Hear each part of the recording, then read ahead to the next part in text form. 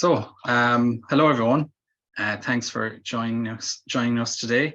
I'm delighted to welcome you all to it's the 11th session of the University of Galway Rural Studies Centre Rural Voices seminar series. For those of you who don't know me, my name is Shane Conway, and I work here in the Discipline of Geography's Rural Studies Centre. My colleague Louise Weir is also here with me today. Maura Farrell, who you all probably know, sends her apologies for not attending, but she has a good excuse as she's over in Brussels presenting an overview of our new Falera Female-Led Innovation Agriculture in Rural Areas project at the new Startup Village Forum that's taking place today.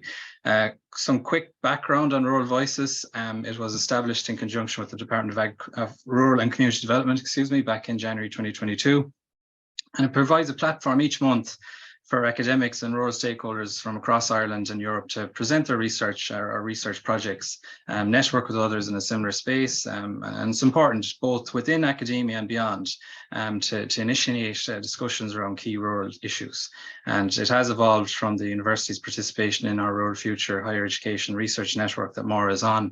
That's the background behind this. So today, most importantly, we are delighted to have Brendan Finn, Independent Transport Consultant and Project Manager of the EU-supported Smart Rural Transport Area, SMARTA project, and the newly launched SMARTA-NET Project here today to speak with us about key issues in rural mobility, which directly impact more than a quarter of Europe's population.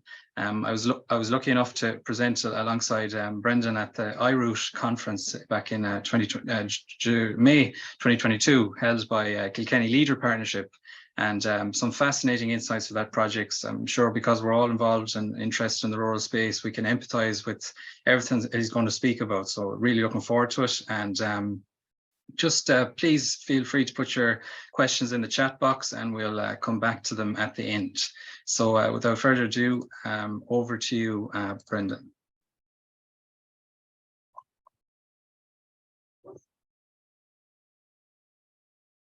Okay, thanks very much, Shane. So welcome to everybody who's here, and I see a few familiar faces in the audience, which is great. And I just want to give a shout out to Andrea Lorenzini, who did a lot of the heavy lifting in putting this presentation together, as well as my colleague Giorgio Ambrosino, who's been involved. We've been involved, I think we go back almost 30 years working the rural transit sector. A lot of what we're talking about, some of it's kind of high level policy, some of it's a little bit complicated, but the bottom line is, how do people get about? And the question we've been asking for a long, long time is it possible, or how can you live a daily life, whatever that may be for you? How do you live a daily life without a car in a rural area? And that is a very big open question that's not been well answered.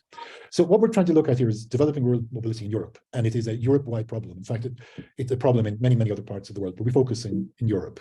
Now, why is that not moving forward? Yeah, okay. So we hear an awful lot about the just transition these days, how to make so we need to get rid of something there, how to make transport transformation inclusive, equitable, with no one left behind. And in the urban areas, we talk a lot about the 15-minute city, the SUMPs, the white paper, the smart cities, LEVs, ITS, micromobility, and there's unprecedented levels of investment, which is great. It's needed. But when we come to rural, so my screen isn't clicking forward. Why not? Okay, maybe I use this down here. Sorry about that. When we come to rural, we see a rather different picture. We don't have SUMPs, we don't have micromobility services, we don't have unprecedented investment. And the no one left behind seems to become more just no one left. And it's not as drastic as that, but sometimes that's what it feels like. So we asked ourselves, what is the problem that we're facing in rural mobility in Europe? And ultimately, what it comes down to is a lack of policy and a lack of responsibilities to provide sufficient mobility, a limited supply of services, and that in turn leads to a limited mobility for people without cars. And that brings a lot of challenges in rural areas. For people, we know there's less and less services in rural areas, so people have to travel more often and further. There's a high dependency on cars with costs and energy use and emissions complications, and there's less opportunities for those who don't have cars. For communities, there's a different set of challenges. It becomes difficult and costly to achieve elements of their development plans. It's harder to attract, develop, and retain businesses, and it's harder to attract, retain customers or users, especially, again, those without cars. And even at the level of regions and member states, it becomes difficult to achieve balanced regional development, to get population retention, in particular the youth and families. And in some countries, we've seen that even has an impact on public sentiment. So we then asked ourselves the questions, what transport aspects need to be solved? And at the top level is coverage. Is there a service near you at all? Is it connected? Where can you get to? And can you actually get to wherever your nearest stop is? And that is not only a distance issue, but in rural areas, weather and darkness can play a big factor on whether it's practically accessible. Then you get to the next layer. Does it go at the hours you need? Is it frequent? Can you afford it? And then down into the things like, is it reliable? Who's responsible? Who makes sure that connections can be made? And undercutting all of that is that you actually have enough information to make your decisions. So Shane already mentioned the SMARTA project that ran a couple of years ago, and Giorgio and Andrea were on the call where we were all working on that together. I'll explain in a moment. And the key question was, what is the situation now in Europe? What could be done? What options are there? And the project you'll see up there in the corner is rural mobility, ruralsharedmobility.eu is the website. So you'll find a lot of stuff there that I'll come back to in a minute. And the purpose of the project was to enhance current policies and practices on mobility in rural areas. But particularly what it was, how can you get shared mobility services that link with public transport, the regular public transport? It was sponsored by the European Parliament and funded through the DG Move of the Commission. And there were 5 partners within it. Memex of Italy, of whom Giorgio and Andrea are part, were the lead partner within it. The main tasks that we were doing was, first of all, some research. So we documented for every member state and a few other countries as well, what's the framework within which rural mobility sits, and that's called the Insight Papers. We documented 35 good practices that I'll come back to in a moment in rural mobility, and prepared a report on rural good practice. There were a number of demonstration sites, 14 sites that we worked with, that each had done something of interest in rural mobility, and they very kindly worked with us to do evaluation, to document what's happening, share their good practices. And we did a lot of engagement. We had a particularly big conference in Brussels in early 2019. We ran 6 webinars, we had a final conference, and we assisted a lot of partners or other members to hold events in their own country. And out of all of this came a set of policy recommendations for sustained rural mobility and public transport in European rural areas, which was shared with the Commission, targeted towards the Parliament, practitioners and operators, and regional and local authorities. One of the key things we were looking at was connections. So what we often have is we have routes that go from town to town or city to city, and we're reasonably well served with those. But the challenge is, how do you get to those, or what is happening at the local level? So you can have feeder routes that maybe connect in the nearest town, or that connect at some point along the route. And then you maybe have routes that go backwards and forwards, crossing over the route all the time, local services. And you may have areas where you need to provide services within them or between clusters of villages or areas. And that was why we looked at the good practices. We documented 35 of them. Some were in the style of demand responsive transport, some were shared mobility, some were about recasting the network itself, and some were even programs, including the Rural Transport Programme here in Ireland. And from that, we looked at a clustering of the different types of services. How could you categorize them? So one set were more in the style of public transport, demand responsive transport. More were then about clustering users, maybe 2, 3, 4 people, carpooling, a shared taxi, volunteer lift giving. And then you got the ones where it was sharing the assets, like bikes or shared cars. And that was essentially similar to having your own car and traveling independently, but you were able to access another asset. The demand responsive transport, and this presentation will be available and shared afterwards. And I think, Shane, you're making the recording available as you do for all of the series later on. So we looked at, in particular, the demand responsive transport, because this is the one that is able to carry a significant number of people. So that means that on the one hand, it's able to solve a lot of the mobility problem, but on the other, it's able to reduce the fuel consumption, greenhouse gases, and the traffic on the road by maximizing the number of people who use the collective transport. We looked at two of the cases from Ireland, Ringlink in Kilkenny, Kilkenny Carlow Wicklow, and also Local Link up in Donegal. And they're two, I think, of the excellent examples we've here in Ireland. And we documented the Bummel bus in Luxembourg, which in itself is an interesting one because it was able to tap into the driver retraining program done by the Ministry of Labour. So after being trained as drivers, they would spend a year or 2 years working on the minibuses, building up their skills, and then they'd move on to something else. But from the point of view of being able to run services, it meant that the driver cost was covered. And as you know, that makes a huge difference in what you can actually do within the area.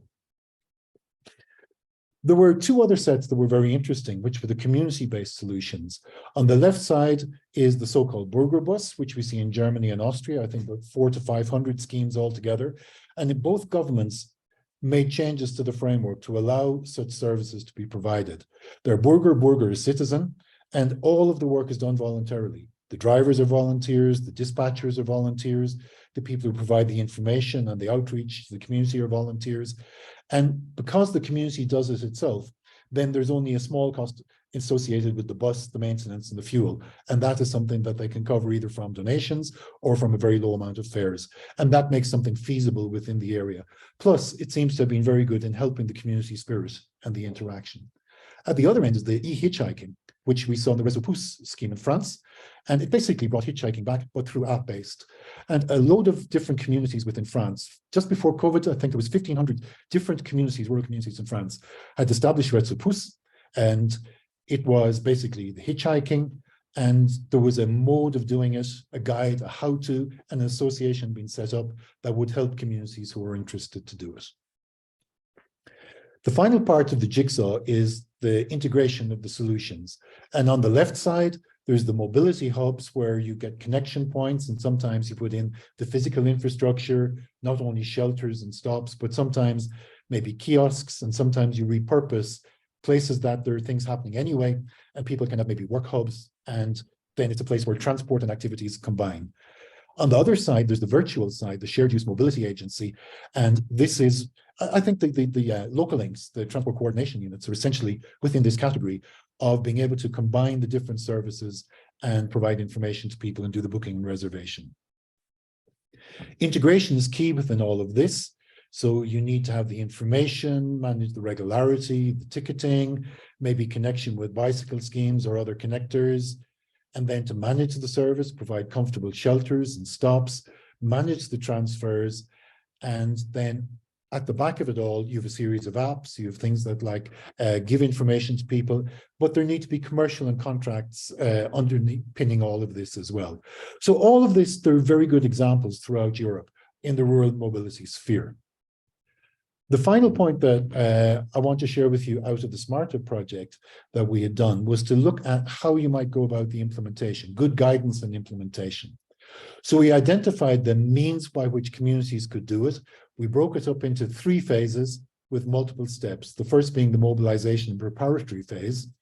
So how would you develop a strategy, engage with the stakeholders, mobilize an implementation team, and of course, get the money to be able to do what it is you're hoping to do, using the building blocks that I've shown in the last couple of minutes.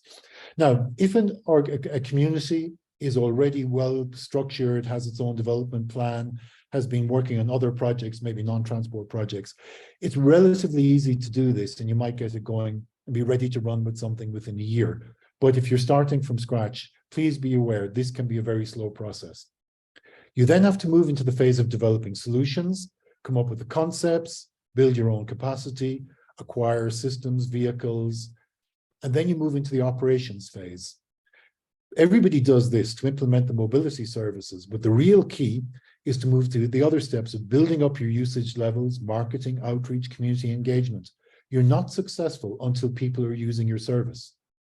It doesn't matter whether it's for free or what it may be, but you cannot achieve your goals if you don't have people using the service and getting the benefit from it. The next important thing is to engage with primary stakeholders to ensure that you can have a long-term operation, to find the funding to be able to endure, and ideally for that to be embedded in a local or regional or national policy. And a key part is having a feedback loop, assessing the service, fine-tuning it, adjusting it, maybe opening or closing or amending routes, changing operational procedures. So we documented all of that as a way of like a how-to or a guidance.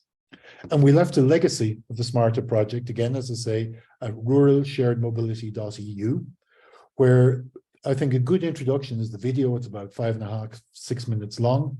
The good practices and the profiles of the various countries are on a particular page where all they're documented. The recordings of the 6 webinars that we did are available on the site, each with a different theme. Our final conference, which because of COVID we had to do virtually, is also on the web, and then our policy recommendations. So, and there's other materials as well, but there's a lot of good and useful material there, both for practitioners and for researchers.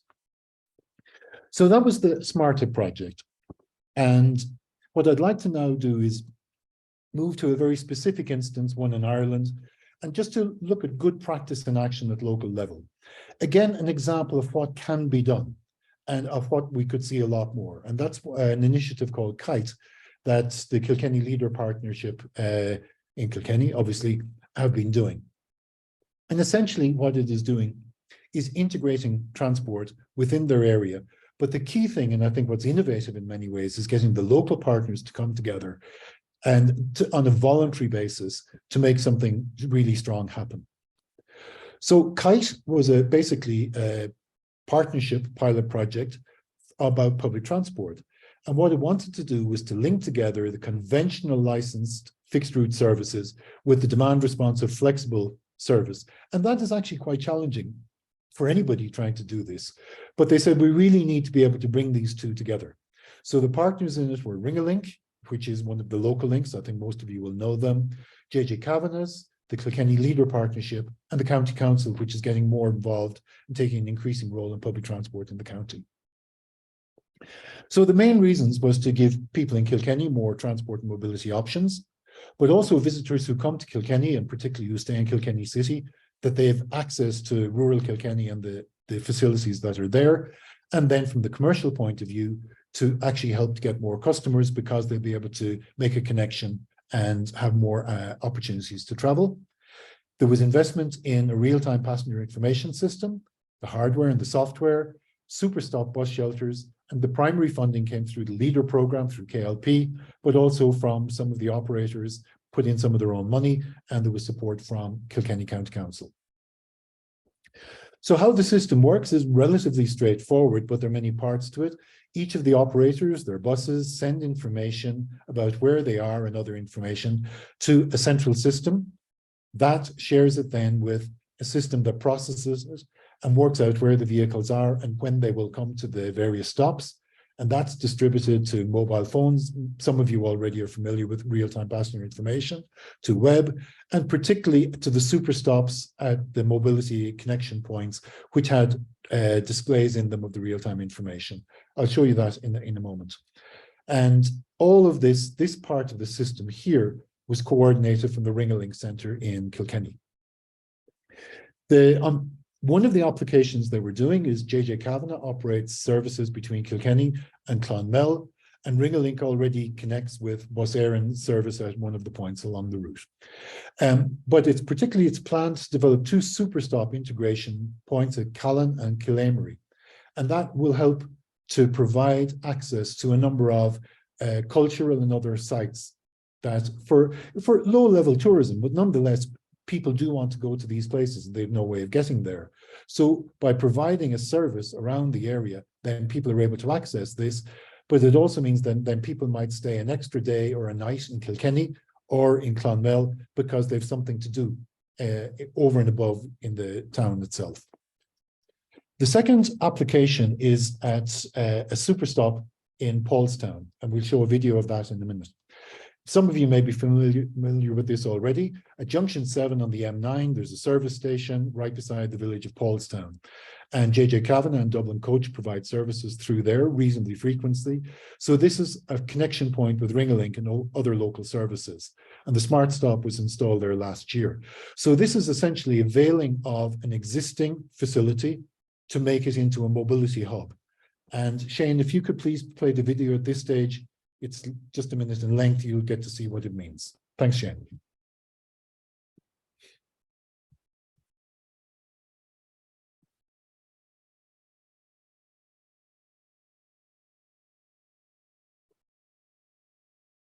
Do we have sound?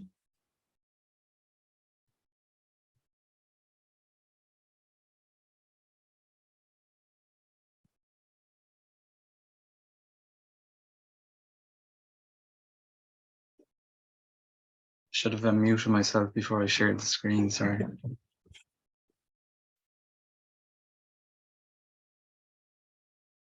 Okay. Mobility is a challenge in rural areas everywhere, not just in Ireland.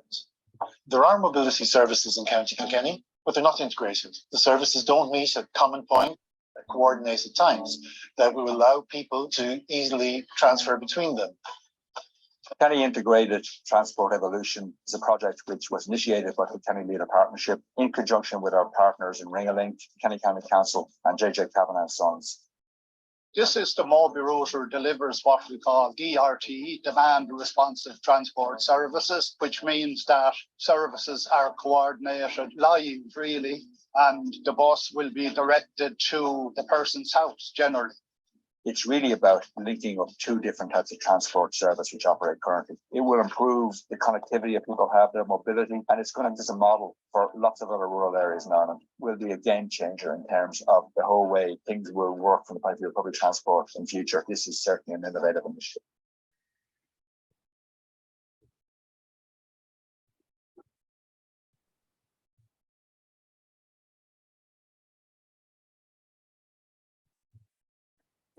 Okay, thanks, Shane.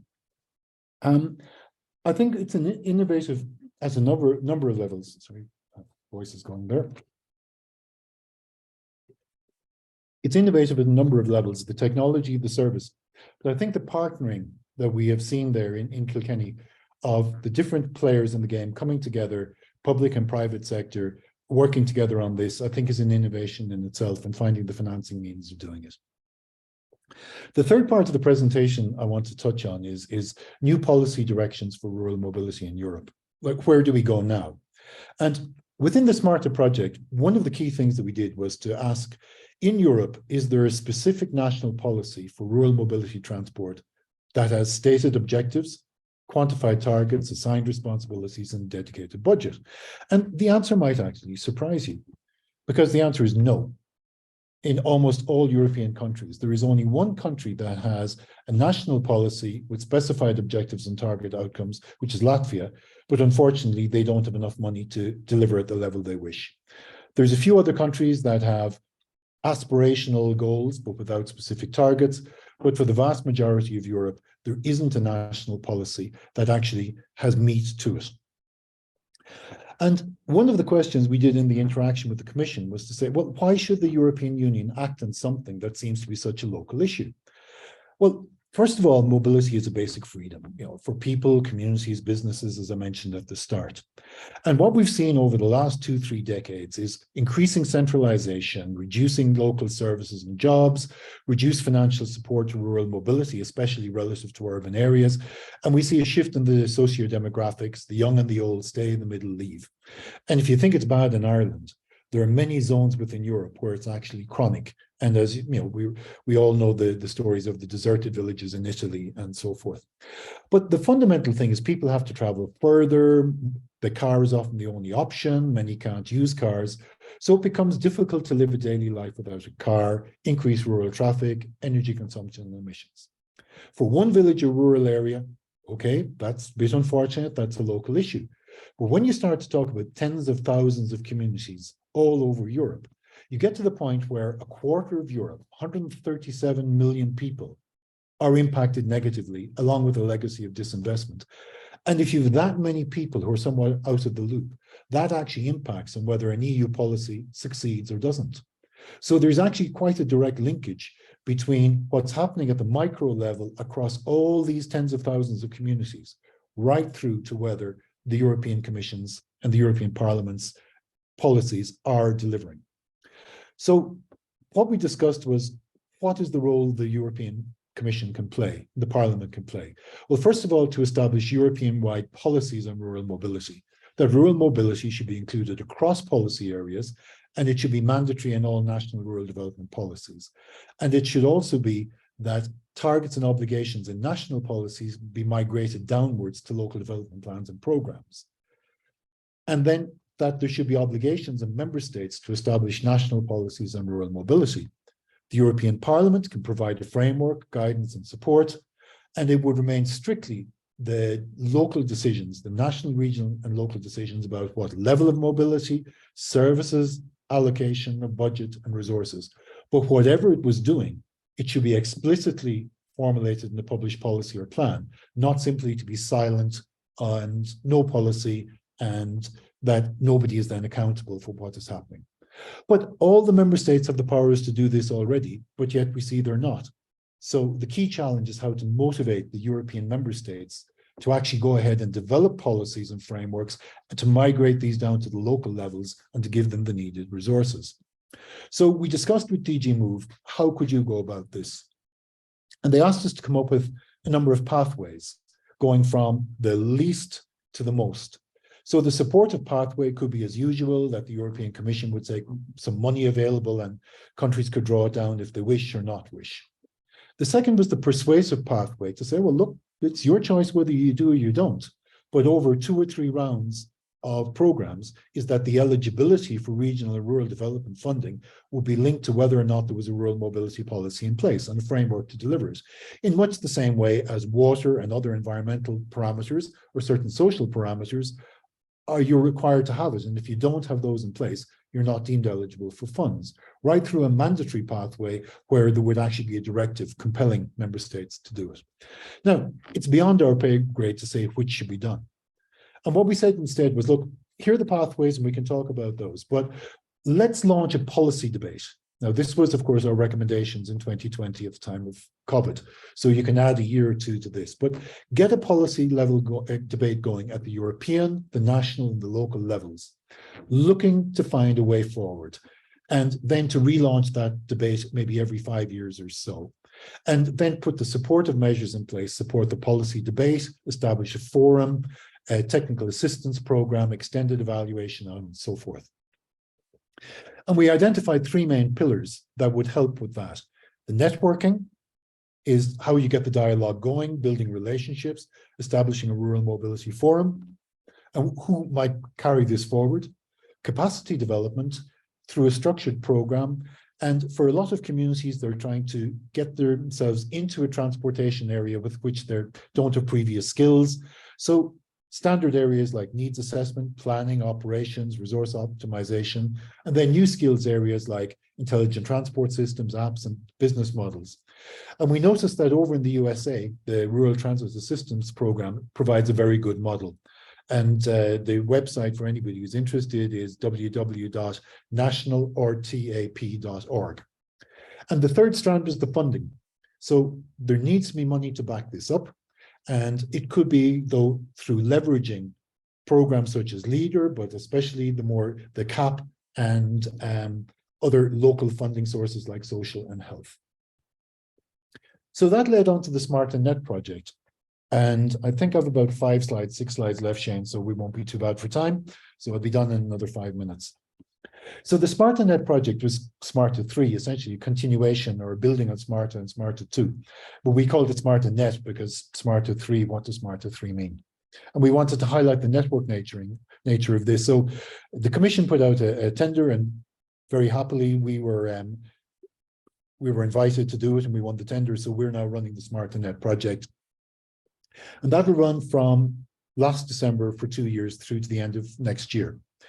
And it basically builds on the work we did in SMARTA, promoting sustainable and resilient mobility connections, but it adds another dimension of taking into account the need to support ecotourism or local rural economy tourism, and also issues of resilience. So the key things that happen within SMARTA-NET is to disseminate mobility, good practices in mobility and solutions, to develop guidance and know-how and package those as guidelines, look at the planning instruments, especially SUMPs, on the interdependencies between rural and urban mobility, to develop all these and things into a set of training materials and sessions, which I'll talk about in a moment. But the key is to develop a rural mobility network based on rural municipalities or their equivalents around Europe. The specific objectives, I've mentioned some of them already, but I'll just focus on a few. Extend the SMARTA scope to rural mobility aspects in tourism in a way that helps to stimulate sustainable development. There's an important impact on rural economy. If I move down to number 3, to look at the application of the SUMP concept to sustainable rural mobility. And then sometimes this might be to extend the SUMP into its hinterland, for the hinterland of the target town or area.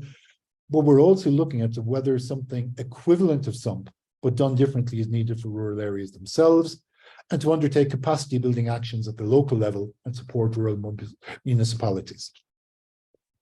But moving beyond those objectives that were in our terms of reference, we focused on a few more, and we said, look, this is what we really need to look at. How do we get a Europe in which no one is left behind? And that means when we're looking at no one, is everyone, especially those who are already left behind, which is a huge part of Europe's population. How to strengthen local communities as a central element of revitalizing Europe, rural Europe. And that's in line with the Smart Villages strategy and the long-term vision for EU's rural areas that was launched last year. Promoting sustainable rural mobility as a driver for sustainable tourism. Reduce the volume of travel, the amount of travel that is being done, so that would reduce GHG emissions, greenhouse gas emissions, reduce fuel consumption, improve road safety. And the fundamental issues by improving mobility to start guaranteeing equity of opportunity for all citizens. So we have 4 pillars to the SMARTA-NET approach. The first is the European Rural Mobility Network that I'll talk about in a moment. And the second is to develop and test and then wide-scale deploy guidance notes and to do the training associated with that. The third pillar is how to improve the planning for sustainable rural mobility, especially the linkages between urban area planning and the rural areas and aligning the planning instruments. And the fourth then is to work with rural communities to get them to network with each other, to exchange know-how and experiences, but also to have a consolidated voice, which is actually missing. There are plenty of fora that deal with urban mobility, but there is no European forum for rural mobility. So what do we actually do? And to a certain extent, this is repackaging. The key thing is we'll establish a European Rural Mobility Network. We're doing the design of the network now, and we'll probably launch it in May of this year. The core is to have, from a minimum of 14 European member states, a minimum of 5 rural municipalities from each. So that would be a minimum of 70 members. But the membership would also include some national and European associations, some regions, and then, of course, followers are going to be very welcome also. And to make this last longer than the project, we want to develop a post-project continuity mechanism and then transition the network to wherever would be its natural home for the years to come. The second key strand is to develop the guidelines, and they're in 5 areas. Good practice in rural mobility solutions, good practice where it is in support of rural tourism, dealing with SUMPs and extension to rural areas, the financial engineering and management of finances and business for rural mobility solutions, and then issues of resilience to systemic shocks. COVID is the obvious one, but the impacts of the war in Ukraine, possible fuel shortages, anything like that, is just whatever the systemic shock may be, how to be able to handle it. And the third key strand is training for every member of the municipality. There will be training sessions organized in each of the 14 countries in whatever is the own language. A strand that we're also working on is the so-called set of learning sites, or lighthouse sites actually is what we've called them. So we're partnering with 12 sites around Europe in different countries. Each of them has done something on transport, each of them has done something on tourism, but in very different contexts. So these will be like our sounding board, information exchange, and they will be a fairly fundamental part. And no surprise, Kilkenny is one of the participants within this. And finally, about mobilizing the SMARTA network. As I say, we'll mobilize it in the second quarter this year. Ireland will be one of the initial countries. We couldn't have it not be there. There'll be 6 meetings over the 2 years. So each year there'll be 2 online meetings and 1 physical in-person meeting. And each of the meetings will be associated with at least one of the guideline themes and the practice that's associated with that. So the meetings are not just about lecturing, but to get a lot of networking going, exchanging knowledge, identifying what's good and emerging practices, but also to get the members to build relationships with each other, visit with each other, and we'll be facilitating that. We see the first online meeting being in June or July of this year, just before the summer break, and the second one will be in the mid-autumn. We've yet to determine the location for that. We'll carry through the series into 24, and then in addition, we have a final conference at the end of 2024. So that's kind of the whistle-stop tour. So thank you very much. The SMARTA-NET team, there's the project director, Giorgio Ambrosino, who's on the call. I'm the project manager. Andrea Lorenzini is the project coordinator. So the 3 of us, I think we make a pretty good team. And then the ERM project coordinator, or sorry, the network coordinator, some of you may already know Adina Oxco from the Smart Rural 21 program, and now Smart Rural 27. And I should mention our 3 other partners in this is TIS from Portugal, NIT, an institute that deals with tourism in Germany, and Pentea, who are a consultancy in the Netherlands. So if I pause at that, and we can all take a little bit of breath, and maybe I can start to see some of the, if there's any things in the chat, and Louise, you might start bundling some questions towards me. Thanks a million, Brendan. Brilliant presentation. The amount of work that's been carried out to date and what you will be working on in the future is brilliant. You know, breaking down those silos between policy, research, and what's happening on the ground. So excellent work. And you know, we have challenges in Ireland, and you know, we do complain about it. But it's good to. It's not that it's good to see that it happens elsewhere in Europe, but you know, there are common issues, and hopefully we can learn from each other. So you know that the chat box is hopping at the moment, but I'll go over to Thomas Clarity. Maybe if you want to just say it yourself, Thomas, I can read it out, but if you'd like to speak up, we'd like to hear from you as well. Sure. Thanks, Shane. Yeah, I'm happy to ask the question. I didn't hear any mention of carpooling. I'm in a rural area in Connemara, and there are people who have to commute into towns, you know, 30, 40 miles away. But as far as I know, you know, most of the time you have one person driving one car, and there are massive traffic implications. Mm-hmm. So I was wondering if carpooling for people who are already driving was part of the mix. Yes, absolutely. Sorry, yes, I'm not on mute. I think absolutely. And one of the, I've gone through the thing so fast, and you know, I tried to put so much in that we didn't do a separate block. You know, I showed you the block of 6 examples from demand responsive transport, but we could have done one for carpooling and one for all of those kind of, well, let's say sharing.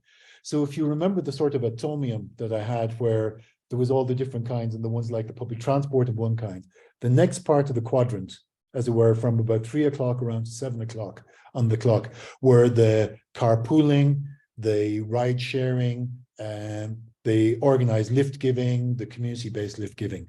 I think carpooling is an essential one. But one of the things we've seen is that there needs to be a critical mass, because you need to have a number of options rather than there is one person with whom you could partner up.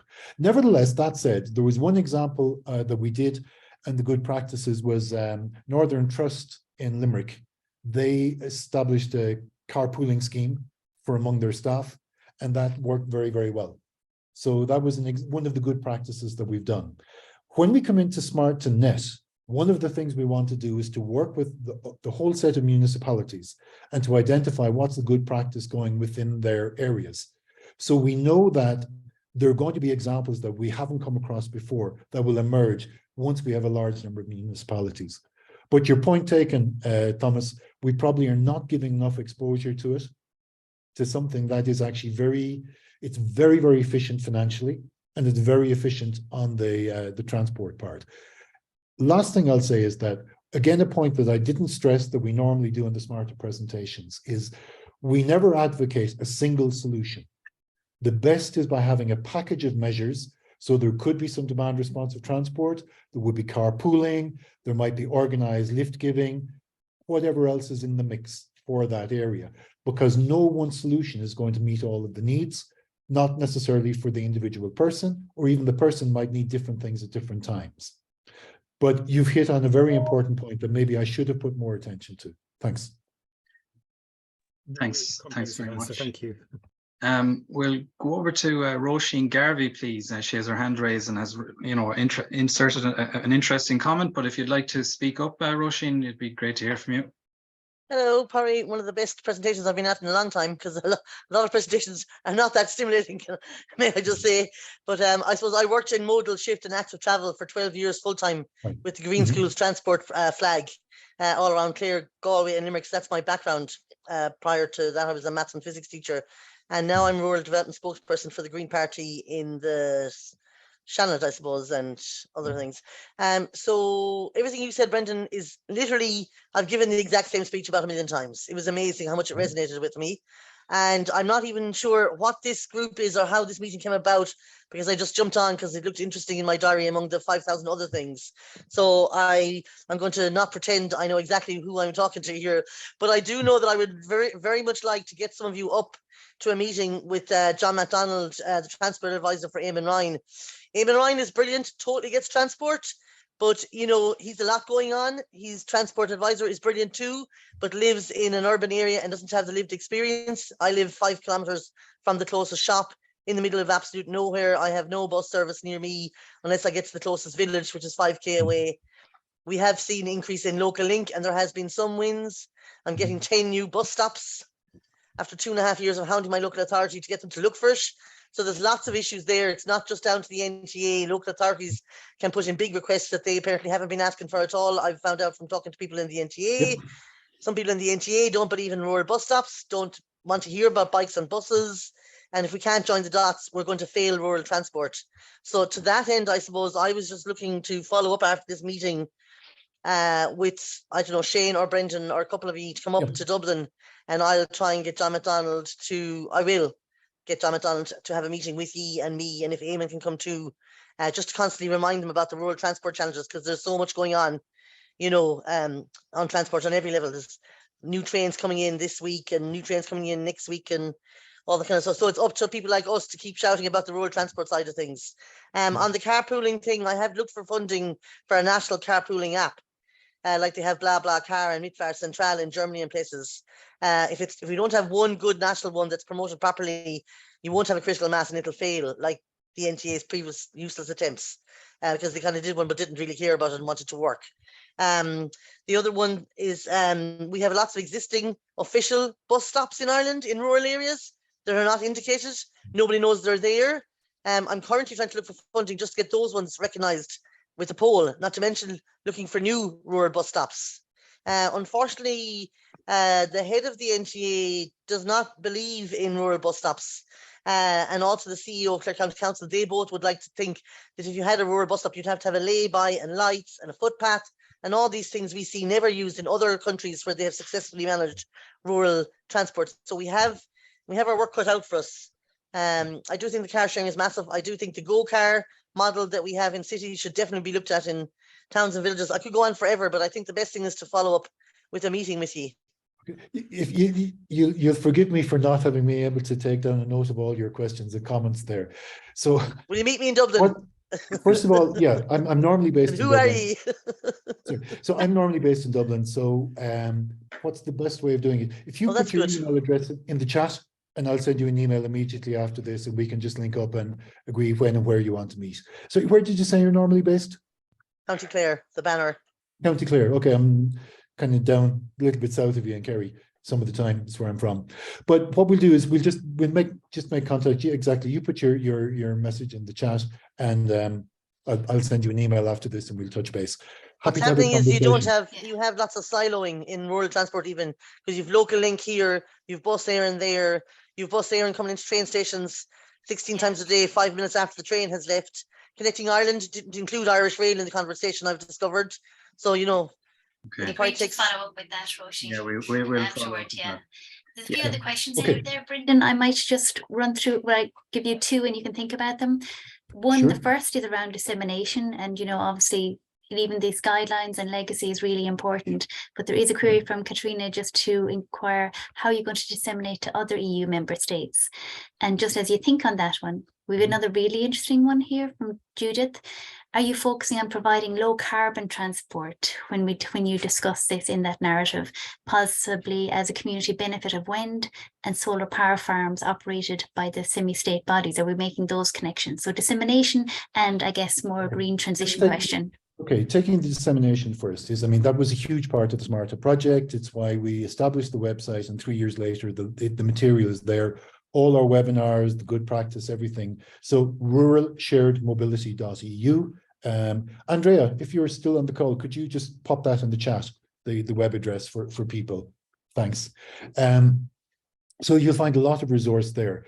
We also would direct people to the legacy from, thanks, Andrea, the Mamba website. When we weren't the only project that was working in this area, Last Mile, Euro Montana, there was a lot of good work going on at around the same time. A key focus within this project, again, is the dissemination. So the network is both networking and the information exchange. We will establish, I think, is it again next month, Andrea, we're going to set up the website, the SMARTA-NET website. So that, again, in the same way as we did within SMARTA, is we will be putting the material on it. We also are developing the guidelines, so they will be written guidelines, which will also have the training programs. And I was just saying to Shane before the call started that we'd like to have a chat with NUI Galway, for example, and we'll do the same then in all the other countries, is to see how can we have synergies with organizations that are working, say, with a rural network, the National Rural Network here, just to make sure that what we're doing, maybe another event like this, that people know about the webinars that we will be running over the rest of the SMARTA-NET project. But I think that's enough of a starting point. And Andrea, maybe you might just put our contact details in the chat. Sorry, I realized that because it had been at the last slide of the presentation. So anybody, again, for instance, Katerina, if you want to make contact with us, please do. And you know, we can discuss that a bit further. On the low carbon transport, it's a kind of a yes and no, is that to a large extent, the key issue here is not how a vehicle is fueled, for example, but rather if you can get two people to travel in one vehicle where two people have been traveling in separate vehicles before, that is a low carbon game. If you can make it so that teenagers can go and come back by a means other than their parent driving them, coming home, then driving back in, coming back again, you're knocking a lot of trips out of the system, and that's low carbon. If you can put a DRT bus going around that 10, 12, 14 people get onto, and at least 2 or 3 of those might have used a car instead, that again is reducing it. So a large part of it, our focus is on providing mobility, but always having in mind, how can we reduce the carbon footprint of the transportation system as a whole? In the tourism aspect of it, that is also a fundamental aspect that we'll be dealing with within the second set of guidelines. A huge part of the tourism offer in rural areas gets destroyed by the amount of cars that come there. And again, like if you think of the beaches in Kerry, for example, there is no bus service out to Banna, out to Phoenix, out to Ballyhaig. So what happens? Hundreds of cars converge there, and anybody without a car can't get there. So these are the kind of things that some of our partners in Lake Balaton, for example, in Hungary faced the same thing, in the Silica Valley in Slovenia. So many of the ones that we're dealing with have a tourism dimension that are trying to solve these issues. And again, the networking is to be able to get them to meet with each other, discuss their local solutions. So it's not us as a consortium preaching from on high, but rather we put some materials there to get the ball rolling, and they are able to interact. And as we did in a few cases with SMARTA, for example, in Kusel in Germany, that the members that they met, they said, we want to run an event locally. Can you find some people who'd be willing to come? And they suddenly had access to a set of international counterparts that they would never have had before. So this is part of the networking and to try and get it that we have the low carbon transport by reducing the footprint of the system as a whole. Okay. Thanks, Next Brendan. question. We'll just, Daniel has an interesting comment here. If you just wouldn't mind sharing it, Daniel, and then we'll pass it over to Damien Nee, who has his hand up. I just think it's worth Daniel Raj just mentioning what he's wrote into the chat box, if he's still on the call. Hello, how you doing? No, it's just, I've been looking at the European-wide research topics, and there seems to be very lack of, sorry, I've got a TV playing kids TV behind me, if you can hear that, but there's a broad push in the US for a native program for rural areas to have, remote, not remote, what's the word? Self-driving vehicles. Now, there should be a European-backed program that develops such a program, because otherwise we're just relying on Tesla and US companies like Uber.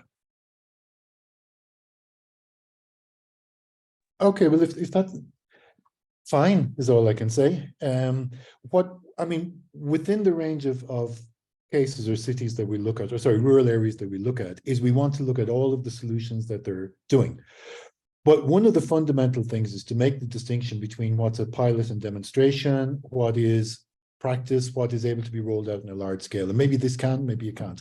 But one of the other things we want to figure out is, to what extent does this actually benefit the rural communities, rather than, say, the technology providers or the people in the value chain of that? Does it actually make a difference to the people that are living in the rural areas? Can they get about? And especially the people who are disadvantaged right now. And yes, we're completely open, but we really are asking people, can you please show us, especially the more advanced the technology is, can you please show us how the value is felt by the people who live there, by the communities themselves, by the small businesses that are in the area? And I would ask you, Daniel, if you can start to provide us with examples where there are benefits at that layer coming through. That'd be really helpful for us, because then we can start to include it within our material. But I think we want to push the ball back towards those who are expert in those technologies, or the vendors of those technologies. Please help us to see where the benefit is at the level of the community. Thanks, Brendan. Can I just jump in here? I see there's a hand up, Damien Nee. Yeah, Damien Nee. I was going to pass it over to Damien. Yeah.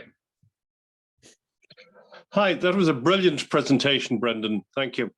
Thank you. I'm a great believer in finding the odd easy win that gets things going. I was in Houston, Texas recently. Virtually every bus had a bus rack on the front and back. I was dumbfounded. They have them in long distance buses in Berlin. Now, on top of that, that last mile or kilometer, whichever you like to call it, is the problem always. And in Florence, in Italy, in virtually all the underground car parks, they have a setup like you'd see in a dry cleaners. You come in, hang your bike on a hook, bit of facial recognition, up goes your bike, runs around, and when you come back, you reclaim it. And it was either free or 50 cents or €1 for whatever duration. Because I'm sure, hands up those of you who haven't had a bike stolen. Because that alone would have a huge impact. If all rural buses had bike racks front and back, you come along, stick your bike on it. Same on the trains, and it would be a brilliant thing. And on the autonomous cars, by the way, Tata, the Indian conglomerate, has a small operation going in Shannon working on autonomous cars. So we're doing nicely in that area. And thanks very much. Okay, thank you. Thanks, Damien. Just keep it. We only have 3 minutes left, but if there's any final comment, it would be great to speak up now while you can. Just go back to the beginning when you started, Brendan, about the different actors that are involved in that. And maybe one of the questions is, should national and regional government be the leaders or enablers within this? Okay, well, I would say at the very minimum, they should not be blockers. And I bit my tongue with some of the interventions Roisin made, not because I was disagreeing with her, but rather I thought on air, I should not be speaking freely some of the thoughts that I had in mind. It's not recorded. The energy, what she had to say. But I think for countries, the fundamental thing is national governments. They can either be helpful, they can just be passive, or they can be blockers, and without necessarily intending to be. And I would say for rural mobility to move forward, in Ireland, probably more so than in other countries, but there's three fundamental factors. The first is there has to be a policy that sets out very clearly and is signed off by government. We commit to doing this. We commit to these as goals of, as they do for urban and for long distance and freight. We commit to these goals. We commit to these very specific targets, that there will be this amount of travel, this level of service, whatever, that responsibilities are assigned, so it's clear who should do what and who is accountable if it's not done, and the money should be put up. So that should be committed within the policy. That's the first strand. The second strand, I believe very strongly in Ireland, that the planning, management, organisation and oversight of local transport should be devolved to the local level. Now, seeing as how we no longer have sub-county municipalities, the county councils are the ones that should do it. And before people say, oh, the county councils don't know this, they've never had the mandate or any formal role to do it. But they have the local development plans, or whatever they're called now, and within, say, 1 or 2 cycles, they could actually make it a fundamental part of their business. And the third part is the money.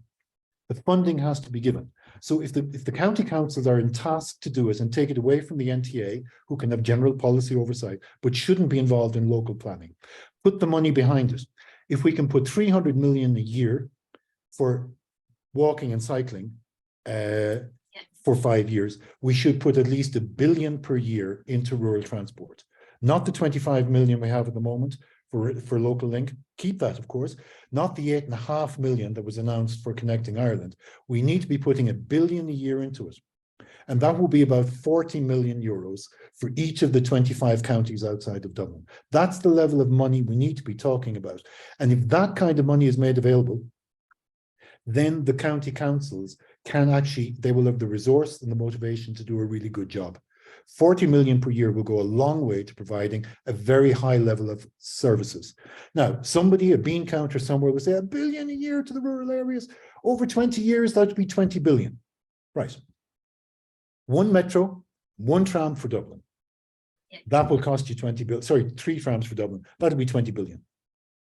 So over 20 years, if you put the money into the services rather than the high capex projects, you would get a much better result spread across rural Ireland than you would for the heavy end for Dublin. So policy, reassign responsibilities at the county council level with an obligation to work with the local communities and the money. Excuse me. Thanks a million, Brendan. That was a nice way to wrap it up as well. And it actually answered Katerina's compliment and question at the end. So in relation to funding and dedicated funding. So yes, it did. Thank you. Yeah. So I was happy. Yeah, we are at our mark. So we do keep strict to our time. So just want to thank Brendan so much for his time and his excellent presentation, and also the rest of the SMARTA team. I've met them previously before, lovely people from Italy, so as well. So yeah, so I just want to thank Louise as well for assisting me today, and thanks also on behalf of Maura, who's not here. We will be back again next month on the topic of access to land. It's still a rural topic. It's still a very relevant rural topic, and you know, we're going to keep our topics quite broad, but with the common rural focus. So yeah. That's it, and hopefully you can join us again. This will all be recorded. It'll be on our YouTube channel, and you're free to watch it whenever. And thanks again to Brendan. Very much appreciated. Thanks, everyone. Thank you. Bye to everyone. Thank you.